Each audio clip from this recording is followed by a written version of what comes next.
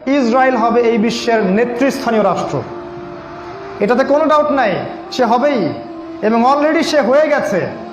সে প্রায় 90% সফল, আর 10% বাকি আছে। এটা খুব অল্প সময়ের মধ্যেই হয়ে যাবে। কারণ আমাদের দুর্বলতা আছে যে আমরা যে আপোষে কাদা ছোটাছুটিতে ব্যস্ত ছিলাম, আমরা হালুয়া রুটি খাচ্ছিলাম, এই সময়টুকুর মধ্যে ও প্রচণ্ড শক্তিশালী হয়ে গেছে।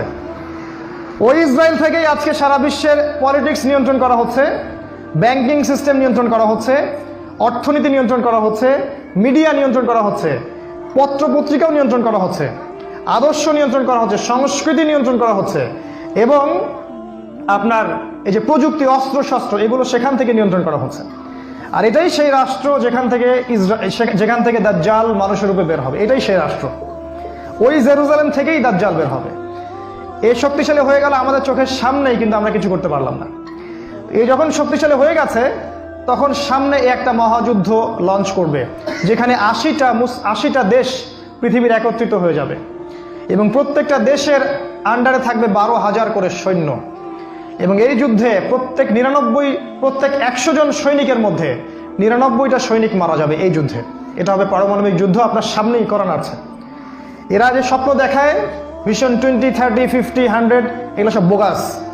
এতদিন পর্যন্ত এই ওয়ার্ল্ড আর সার্ভাইভ করবে বলে আমরা মনে করি না। আল্লাহু আ'লাম বিসওয়াব, আল্লাহ পাক ভালো জানেন। আমাদের রিসার্চ হচ্ছে এতদিন পর্যন্ত ওয়ার্ল্ড সার্ভাইভ নাও করতে পারে, না করার সম্ভাবনা 95%। এই মালহামার পরে ইমামুল মাহদী আসবেন শেষের দিকে, এবং তিনি মুসলিমদের হাল ধরবেন এবং প্রচুর সংখ্যক মুসলিম এই যুদ্ধে মারা যাবে। প্রচুর সংখ্যক, প্রচুর, তাদের সংখ্যা অগণিত। কিছু মুসলিম যুদ্ধের মাঠ থেকে পালিয়ে যাবে, যাদেরকে আল্লাহ পাক মাফ করবেন না, আর অল্প কিছু মুসলিম বাকি থাকবেন, যাদের হাতে আল্লাহ রাব্বুল আলামিন এই যুদ্ধের শেষের দিকে গিয়ে বিজয় দান করবেন ইনশাআল্লাহ। এবং আমাদের খোরাসান থেকেও একটা বাহিনী যাবে, যারা জেরুজালেম পর্যন্ত পৌঁছে যাবে, ইমামুল মাহদীর সাথে যোগ দিবে। পৃথিবীর কোনো শক্তি, নবীজি বলেছেন, পৃথিবীর কোনো শক্তি তাদের পথে বাধা হয়ে দাঁড়াতে পারবে না। তিনি বলেছেন, তোমরা যদি হামাগুড়ি দিয়ে হয় বা বরফের উপর স্ক্রল করেও হয়, তোমরা যদি ওদেরকে পেয়ে যাও তাহলে তাদের সাথে যুক্ত হইও। এটা নসিহত নবী সাল্লাল্লাহু আলাইহি ওয়াসাল্লামের। এটা আসবে সামনের এই সময়টা। এই মালহামার পরে যখন মুসলিমরা আবারও বিজয়ের আসনে আসবে, তখন মুসলিমরা জয় করবে কনস্ট্যান্টিনোপল বা তুরস্কের ইস্তাম্বুল। এটা এখন নেটোর হাতে চলে গেছে, এটা আবারও মুসলিমদের হাতে চলে আসবে। তারপর ঘোষণা করা হবে যে মাসিহুদ দাজ্জাল মানুষের রূপে বের হয়েছে। কোথায়? ওই জেরুজালেমে। তখন মুসলিমরা সেখানে ছুটবে। দাজ্জালের বাহিনীর সাথে মুসলিমদের ব্যাপক ফাইট হবে, কিন্তু মুসলিমরা তাদের সাথে পেরে উঠবে না। কেন পেরে উঠবে না? কারণ আল্লাহ পাক দাজ্জালকে এজন্য এভাবেই সৃষ্টি করেছেন। সে একটা পরীক্ষা, একটা ফিতনা।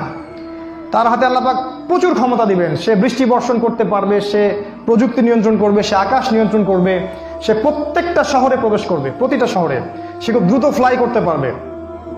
তার হাতে খাবারের মজুদ থাকবে, মানুষকে দুর্ভিক্ষের মধ্যে সে ফেলে দিবে।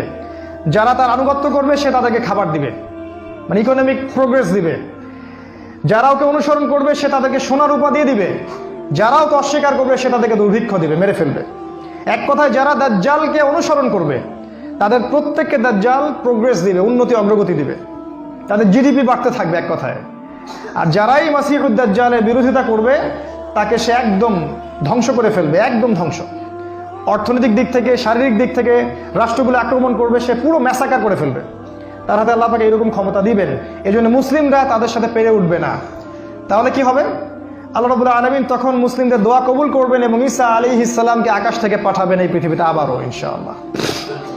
এবং ঈসা আলাইহিস সালাম সিরিয়ার দামেস্কে সাদা মিনারের উপরে নামবেন এবং ইমামুল মাহদীও সেখানে থাকবেন। সেখানে ফজরের নামাজ পড়া হবে, ইমামুল মাহদী ইমামতি করবেন, আর এই ঈসা আলাইহিস সালাম পিছনে মুক্তাদি হয়ে থাকবেন। এটা আমাদের জন্য গর্বের বিষয়। এরপরে ঈসা আলাইহিস সালাম বলবেন যে অবরোধ তুলে দেওয়া হবে, মসজিদের দরজা খুলে দেওয়া হবে, এবং ঈসা আলাইহিস সালামকে দেখা মাত্রই মাসিহুদ দাজ্জাল পালাতে শুরু করবে। এবং দাজ্জালের বাহিনী, অর্থাৎ ইহুদি খ্রিস্টান সভ্যতার সাথে মুসলিমদের যুদ্ধ হবে। নবী সাল্লাল্লাহু আলাইহি ওয়াসাল্লাম বলেছেন, হাদিসে শোনেন, নবীজি বলেছেন, লা তুকাতিলুনাল ইয়াহুদ, শেষ জামানায় তোমরা অবশ্যই ইহুদিদের সাথে যুদ্ধ করবে, অবশ্যই করবে।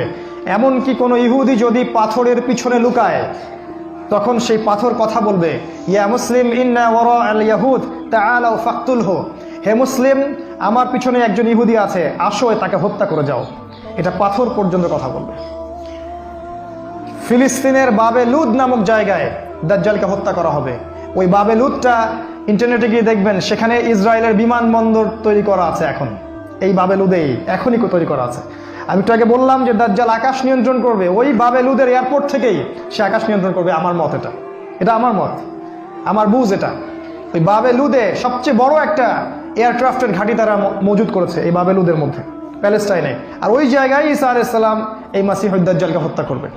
এরপরে ঈসা আলাইহিস সালাম জেরুজালেম থেকে ইমামুল মাহদিকে সাথে নিয়ে পুরো বিশ্বে ইসলামী খেলাফা বাস্তবায়ন করবে, পুরো বিশ্বে।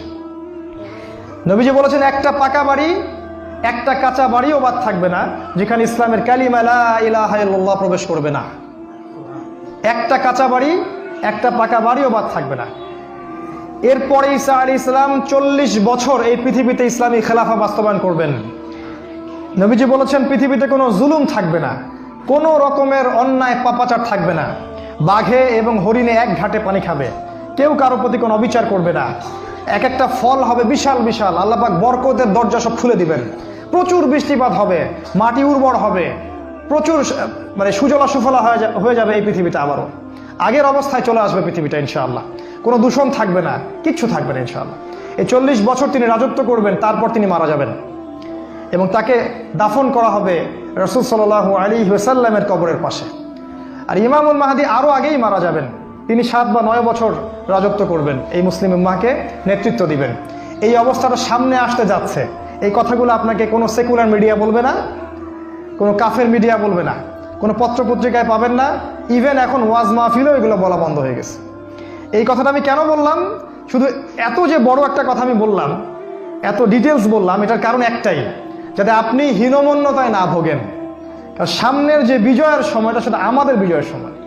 কোনো সন্দেহ নাই যে এই সময়টা অবশ্যই আসবে, কারণ প্রিয় নবী মুহাম্মদ সাল্লাল্লাহু আলাইহি ওয়াসাল্লাম তার পবিত্র জাবান এটা বলে গেছে।